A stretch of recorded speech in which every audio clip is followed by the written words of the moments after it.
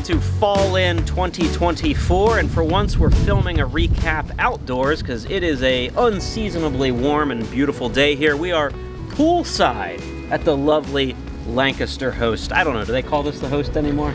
This is now the Wyndham Resort. This is a venue familiar to many of us who attend HMGS conventions, and today is Friday, so the show technically started yesterday. Wyatt, I know that you were here a little bit yesterday. What was the crowd like on Thursday? It was a bit slow, but still I got some interesting footage, and yeah, Thursday was cool. So today, Tony, you were running pretty much the only game that our club was putting on at Fall In, and you were not running a historical game. No, myself along with Brad and Tim were running Return to the Borderlands, an homage to the dungeon adventures of our youth, where Tim created some beautiful 3D printed dungeon rooms, and we only saw a fraction of them in the game as we rotate in and out the terrain. It was a 6-player sort of co-op game. Obviously, there'll be a winner at the end, but you all have to work together to make it to the end. So that was a lot of fun, a lot of cool minis. And special effects. My gosh. I mean, lit torches in there. Like there was a satanic symbol on the floor. Tim put all that together. Yeah, he could actually control the big sigil in the middle of the floor from his phone. It was multicolor and could change colors. That was awesome. I've never seen anything quite like that. It was a pretty fabulous looking dungeon crawl. And I mean, just because Fall In is a historical convention certainly doesn't mean that you don't find fantasy and sci-fi games here. A significant portion of the games that are here are not historical games. I would say that this year, looking at the games available, this leans more towards non-historical than I think anything I've seen in a while. I don't have a problem with that myself. It's so interesting, having so many people gathered together who are all interested in the same thing, and being able to see all different genres being played, whether it be historical or sci-fi. There are lots of awesome historical games here. Indeed, indeed. I mean, within the historical genre, there were some games here that I thought were really unusual. Like there was, I talked to a GM who was running a King Philip's War scenario in 28 mil, and I did a double take because I'm like, wait a minute, are there Indians defending a fort? Like that's not something that you see every day. And I mean, King Philip's War, also not something that you see every day. There was a massive Napoleonic battle in 28 millimeter going on a couple tables down from us, on a table that was probably 12, 15 feet long. Now, as you said, today is Friday, which means that we still have Saturday coming up, the biggest day of the show, and tonight is a very special charity event.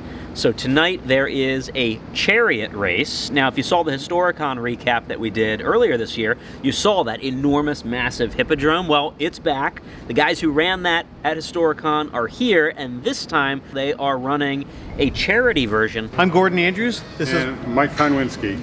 We're from Five Guys and a Lawyer. Some of you may or may not know about Toys for Tots. It's a charity organization featured with the United States Marine Corps to raise funds for underprivileged kids. So there's a $100 entrance fee this time. That gets you a position as a driver or just a club sponsoring a driver in the race. Mulligans are an interesting little feature of tonight's game. You got a great roll, you take somebody out, you surge ahead in the race. Somebody can say, no, I'm sorry, here's a mulligan for $5, and it's going to override what you just rolled. You need to do that again. We got 3 laps, it looks like, tonight. So, could be one of those nights where there's a lot of support for Toys for Tots. And we've got prizes for all participants. I want to say that Things from the Basement stepped up, Old Glory Miniatures stepped up, Brigade Games stepped up, the Consortium stepped up, Trilaterum stepped up. My personal goal is that another club steps up next year with their idea of a charity event, for racing or whatever, and they can take it. We'll do it again next year. It's a lot of work on my part, but when you've got a group getting involved, it runs a lot easier in terms of the organization of it. So, and for the record, there's no gambling in this game. Okay, just got to put it out there to keep the state of Pennsylvania happy. The house keeps nothing. So, of course, our club purchased a chariot for the race. You will get to see one of the members of our club racing that chariot if you check out the recap from Mark's Game Room. And they're going to, in their recap, have footage of that race, and you can find out what happens, who's going to win. We've decided to put a cash bounty against Mark's Game Room. One of their guys is running a chariot, and well, hopefully we can take them out before they finish the race.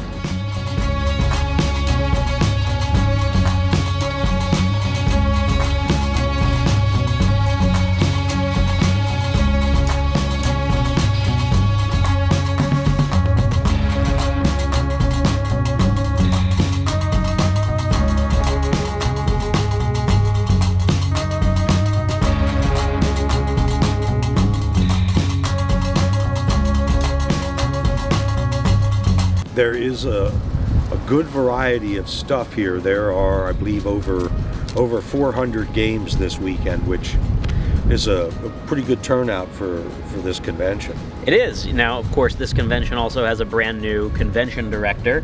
Ed Miller is directing his first convention. Wyatt and I were fortunate enough to be able to sit down with Ed earlier today and talk about his experience so far running Fallen.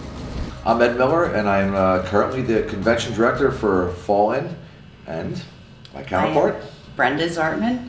I'm the assistant convention director and also the volunteer coordinator. Me personally, the move to go to tabletop was I actually got a real working knowledge of what was going on at our conventions, and I saw all the work on the back end, which nobody really gets to see, including myself at the time, and I saw about how hard and how antiquated the system was, the old one, and I saw an opportunity and a need to get away from that and to move along with tabletop, and because we've heard so much, we heard a lot of good feedback from tabletop. Other conventions have used it with great success. So I said, you know what?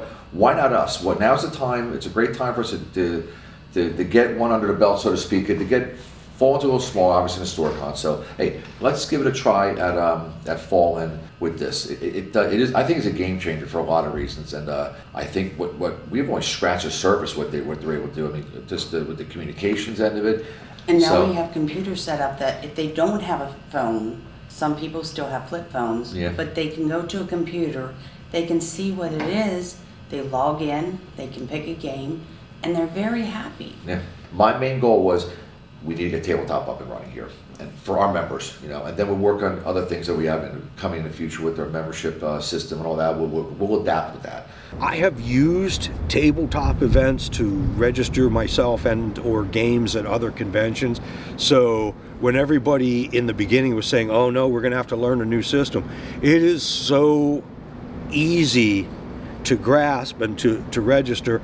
Now, there were some hiccups, but not due to a fault of tabletop events system or software, just our unfamiliarity with it, both as convention goers and convention operators. Like you said, you talk about hurdles. There was a few hurdles there. There's actually one that happened a couple of days ago, obviously with our tickets, which everybody has overcome. Thank you everyone, attendees. And I found this out 3 days ago, and I'm like, how are we going to do this? We had to work out on a solution to it. So we went back to our old school days, and we just printed out all the tickets, and we had them ready for everybody. And we adapted to it. That's you see a little bit of an issue and you adapt and overcome. There is a button in tabletop events where you set the time, and everything got set to Greenwich Mean Time.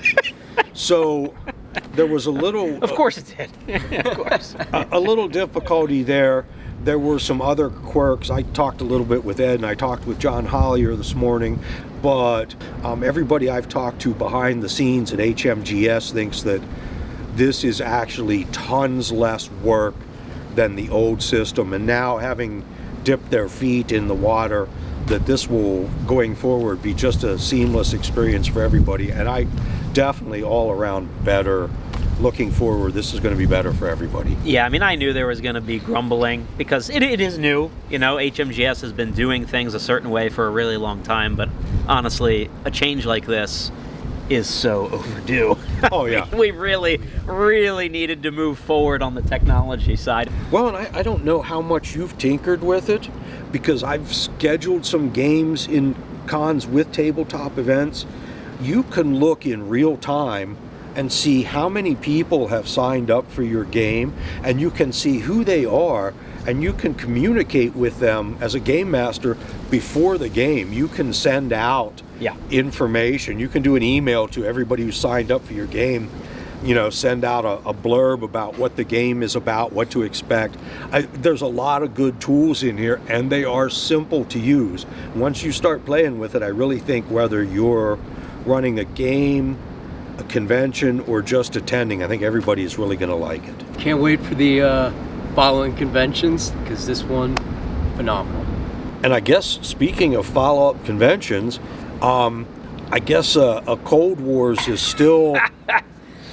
Boy, yeah, we're venturing into dicey territory here in the video. We're probably going to get some angry comments, but one of the topics of conversation among attendees here is Cold Wars 2025 happening? HMGS has been on a 2-convention cycle really since the end of COVID, but there's been a push to bring back that 3rd convention, Cold Wars, and the rumor, of course, is that it's going to be back in Gettysburg at the old Eisenhower Center, but depending on who you talk to here, either the contract has been signed or it has not yet been signed.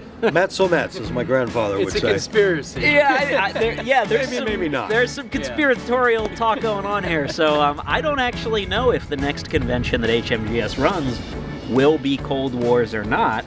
I am personally kind of skeptical of the Eisenhower as the venue for that. I'm not disappointed they're bringing back Cold Wars. I was actually a little disappointed that I heard that they were going there. Maybe. Whether or not the next time we see you is Cold Wars or Historicon, we'll get there. We'll get some footage. We'll bring you some footage about what went on, what we saw, how the vibe was for everybody there. And until then, keep gaming, paint some miniatures, and we'll see you all soon. Oh, great. Great. No, don't. We're going back to where we started. Very different than it actually That's not it? No. And that's the clip, guys. Yeah, right. That's for 30-second bit. That's the short. That's for the blooper reel. Yeah.